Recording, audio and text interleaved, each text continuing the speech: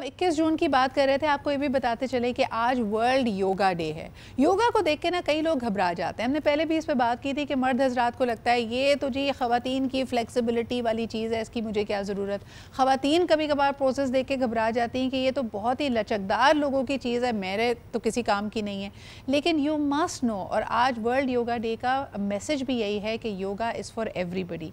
ये आपकी ब्रीदिंग पे फोकस करता है, ये आपके पूरी बॉडी के लिए है, आपके हर फंक्शन की, बॉडी ऑर्गन्स की मसाज कर सकता है। तो अगर आप एक बिगिनर हैं, एक स्टार्टर हैं, या आप बहुत पहले एक्टिव हुआ करते थे, अब किसी हेल्थ कंडीशन की वजह से, बढ़ती उम्र की वजह से, बढ़ते वज़न की वजह से आपने ये चीज़ें छोड़ दी हैं, तो आज का सेगमेंट ख़ास आपके लिए, क्योंकि आप सिर्फ अपने घर में एक कुर्सी पर बैठ के भी शुरुआत कर सकते हैं। आज का सेगमेंट ख़ास उन लोगों के लिए भी है जो ये बहाना बड़ी आराम से बना लेते हैं कि जी मेरे पास वक्त नहीं होता, ना मैं जिम जा सकता हूँ, ना मैं क्लास ले सकता हूँ, एट्सेट्रा एट्सेट्रा। जहाँ हो जैसे हो की बुनियाद पे आप योगा कर सकते हैं, और ये हमें बताएंगे आज हम सबके बहुत ही फेवरेट योगी हमारे साथ मौजूद हैं, योगी वजाहत साहब। अस्सलाम वालेकुम। वालेकुम अस्सलाम। ये बात सही है ना, जहाँ हो जैसे हो की बुनियाद पे। तो आप बताएं कि ख़ास तौर पे मैं देखती हूँ कि जो लोग ऑफिस में काम करते हैं, तो पोस्चर बड़ा डायनासोर वाला है ना, कि एक कुर्सी पे बैठ गए और सामने एक आपके पास टेबल है जिस पे लैपटॉप पे या कंप्यूटर पे काम करना है, या फिर गाड़ी वगैरह हम चला रहे होते हैं। ऐसे लोगों की शोल्डर्स में भी पेन है, लोअर बैक में भी पेन है, कुछ ऐसे आसन जो उनको मददगार उनके लिए साबित हों।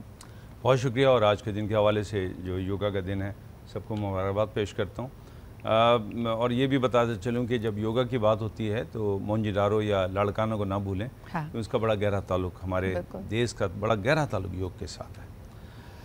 योगा में ज़्यादा पोज नहीं होते, पहले भी बता चुका हूँ, 84,000 पोज होते हैं छोटे, सिर्फ ज़्यादा नहीं ज़्यादा नहीं होते। इस इंसानी जिस्म से 84,000 पोज बनते हैं। 60 से ज़्यादा ब्रीदिंग है, लाखों की तादाद में मेडिटेशन है, लाखों मुद्राज हैं, क्रियाज हैं, बंदाज हैं। अब ये टेक्निकल टर्मिनोलॉजी अजीब सी लगती है, लेकिन है जिस्म के साथ। बिल्कुल, जिस्म के हर मामले में योग आपकी मावनत करता है। आजकल का दौर, क्योंकि जैसे अभी आपने बताया भी था और बहुत अच्छी बात की, बल्कि टेक अवे है मेरे लिए, कि जो आजकल सिटिंग है वो एक तरह की अब नई स्मोकिंग है। हाँ। तो ये तो बिल्कुल तय हो गया। आपने बहुत बड़ा एक जुमला कह दिया, और ये मेरे लिए पहली दफ़ा था, लेकिन ये टेक अवे है मेरा आज का। सही। बिल्कुल सच कहा आपने। तमाम वो नुकसानात जो एक सिगरेट पीने वाले को सिगरेट नोशी से होते हैं, वो बैठे बैठे रहने से भी हो जाते हैं। बिल्कुल। दिल के ऊपर वही असर आता है, जोड़ों पे वही आता है, इंसान थका रहता है, जहनी सलाहियत उसकी बड़ी है। कहाँ बैठा है अभी हम ये बात भी नहीं कर रहे। बहुत अलग बहुत अच्छी बात है। जिस मामले में बैठा वो जहनी तौर पे भी। तो इसमें जब आपने बात की कि ऑफिस की, तो इसमें ऑफिस में तो ये मुमकिन नहीं है कि जहाँ प्रोडक्टिविटी के लिए उसको हायर किया गया, हम उससे दरख्वास्त करें कि वो योगा मैट हाथ में डाले, एक पार्क की तलाश में जाए, अपने मोबाइल को छुपाए और कहीं ऐसी जगह बैठ जाए जहाँ उसको कोई ना देखे और वो सबको देखे। ऐसा मुमकिन नहीं। रियलिस्टिक अप्रोच होनी चाहिए। Realistic approach. और आज के दिन के हवाले से मैं लोगों से कहूँगा कि कुछ रिवायती जो आपके साथ रिवायतें हैं योगा के साथ जुड़ी, उनको ज़रा थोड़ा सा पस मंज़र में लाइए और रियलिस्टिक अप्रोच में आइए। आप जहाँ बैठे हैं योगा वहाँ पे भी हो सकता है। जैसे मैं यहाँ इस वक्त बैठा हूँ, मैं यहाँ बैठ के भी योगा कर रहा हूँ। जब आपने शुरू किया उस वक्त से कर रहा हूँ, क्योंकि मैंने अपनी कमर को सीधा रखा हुआ है, अपने जॉइंट को सही रखा है, 90 डिग्री पे रखा है, और मैं सीधा बैठा हूँ। लेकिन अगर मैं इस तरह बैठ जाता हूँ तो मैं L4 और L5 को ख़राब कर दूंगा, लंबर ख़राब हो जाएगा। तो जब आप बैठेंगे तो सीधे बैठेंगे, आपकी कमर सीधी होनी चाहिए। सही। ज़रूरी नहीं कि आपने कोई सपोर्ट। सबसे पहली तो चीज़ ये है कि आपका पोस्चर, बेसिकली योगा में आपको जो चीज़ सिखाई जाती है, मुख्तलिफ आपने पोजिशंस पोस्चर्स करने तो हैं, लेकिन साथ साथ जो आपका नेचुरल पोस्चर है, देखिए ज़रूरत से ज़्यादा अगर अकड़ेंगे तब भी आप स्ट्रेन डाल रहे हैं, लेकिन एक रिलैक्स्ड बट स्ट्रेटन पोस्चर आपको मदद देगा। तो सबसे पहले तो सीधे होके बैठ जाएं, जो हमारी टीचर कहा कहती थी क्लास में, नॉर्मल। हाँ। और जिसकी वजह से वालिदैन जो माएँ अपनी बच्चियों को पीछे से थपकती रहती हैं, लेकिन थपकती रहती हैं। अच्छा जी। एक तो ये हो गया। इससे फ़ायदा क्या हुआ कि आपके लंग्स जो हैं वो कंप्रेस नहीं हो रहे, उसमें ब्रीदिंग की एबिलिटी, इलास्टिसिटी ज़्यादा हो गई। दूसरी बात, अगर आप ऑफिस में बैठे हैं तो ऑफिस में सिर्फ ये ख्याल रखिए कि आपका ये जो 90 डिग्री का एंगल है, ये 90 डिग्री का एंगल, इसके दरमियान आपकी जो टेबल है वो इसके साथ एडजस्ट होनी चाहिए। अगर वो इससे ऊपर है तो आपको लाजमी तौर पे अपने शोल्डर, डायनासोर आर्म्स मिल आपको शोल्डर ऊपर करना पड़ेंगे। तो एडजस्टमेंट, इसको एर्गोनॉमिक्स कहते हैं, तो उसका भी ख्याल रखिए। योगा इस पर बड़ा ध्यान देता है। तो अपनी चेयर को ऊपर कर लीजिए, बजाय इसके कि मैं इसको नीचे करें, वो मुमकिन नहीं है।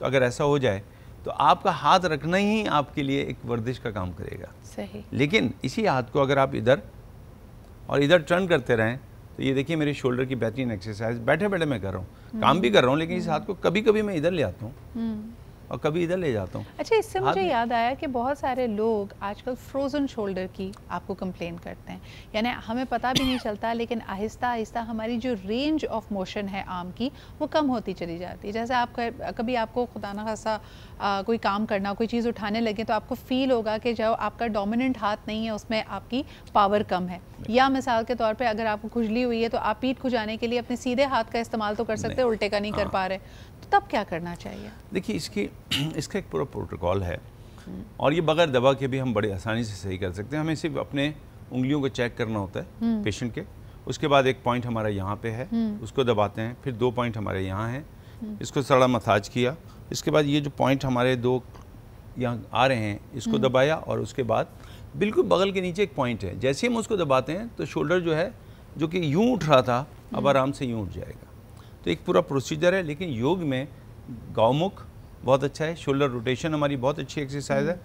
5 उंगलियों को यहाँ रखा, यहाँ रखने के बाद इसको यूँ रोटेट करना शुरू किया। सही। अब जिसको ऑलरेडी फ्रोजन शोल्डर है उसके लिए तो दिक्कत है ना, लेकिन वो आहिस्ता आहिस्ता आपका रेंज खुलेगा। बिल्कुल सही। यहाँ से शुरू करें और जब ये पूरा रेंज होने लगे तो देखिए ये इसकी अलामत है, इसको टच करना और टच करने के बाद जितनी देर तक आप इसको लेके चल सकते हैं ये इस बात की अलामत है कि आपके शोल्डर की जो रेंज ऑफ मोशन है वापस आ रही है। बिल्कुल सही है। तो अच्छा, यही चीज़ अगर लोग कहें कि मेरे पैरों की अगर बात की जाए कि लोग अक्सर जिस तरह हम कह रहे हैं कि आजकल घुटनों की, जोड़ों की, एंकल्स की पेन की कंप्लेन कर रहे हैं, उनको क्या करना चाहिए? देखिए बटरफ्लाई एक बहुत बेहतरीन पोज है योग का, बैठ के दोनों पैरों को मिला के होता है।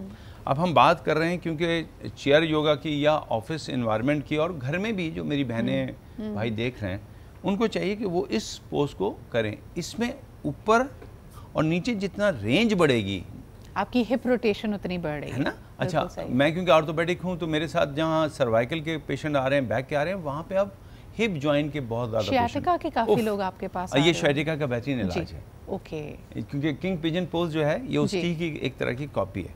तो ये बैठे बैठे आपने किया तो उससे क्या होगा कि थोड़े ही दिन में आप महसूस करेंगे, बल्कि लोग भी कहेंगे आज बड़ा मुनासिब बैलेंस होके चल रहे हैं। वो अजीब सा जो गेट आपका खराब होने लगता है, वो सही हो जाता है। एग्जैक्टली। इसको किया, फिर कुछ यहाँ पे कर लिया।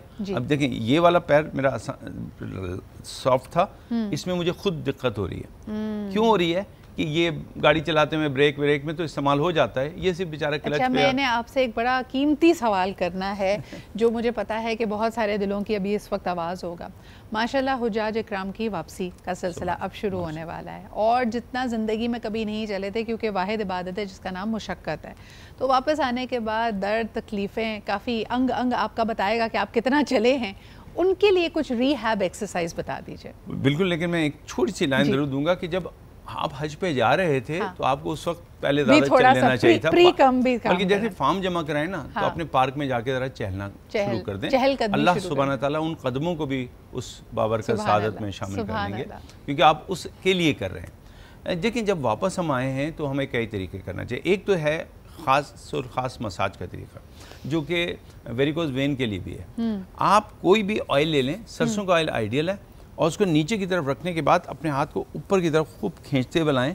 उससे क्या होगा कि जो फ्लूइड अंदर की तरफ चला गया ऊपर नहीं आ रहा, जिसकी वजह से हमें काफ में दर्द हो रहा है, उसमें बड़ा रिलीफ मिलेगा। बिल्कुल सही। ये तो एक चीज़ हो गया, और ये शाइटिका में भी काम करेगा।